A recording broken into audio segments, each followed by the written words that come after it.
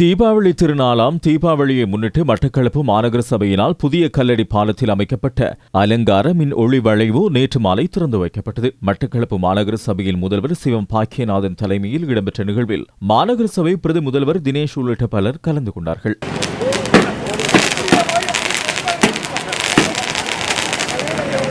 கிழக்கிலங்கை தமிழ் விவாத மன்றத்தின் ராவநாயனம் காண்டம் 1 நிகழ்வு திருகோணமலையில் இடம்பெற்றது. தமிழர்களின் பாரம்பரிய கலை இலக்கியத்தை கொண்டாடும் விதமாக நடைபெற்ற நிகழ்வில் நூல் வெளியீடு, தனி நடனம், மெல்லிசை பாடல், வில்லு பாட்டு, குறும்பட வெளியீடு உள்ளிட்ட பல்வேறு நிகழ்வுகள் இடம்பெற்றன. பாராளுமன்ற உறுப்பினர் ஷண்முகம் குஹதாசன் உள்ளிட்ட பலர் கலந்து கொண்டார்கள். காதல் சமாச்சாரங்கள் நமக்கு சரி வராது. நான் சிங்கிள், நான் போறேன்.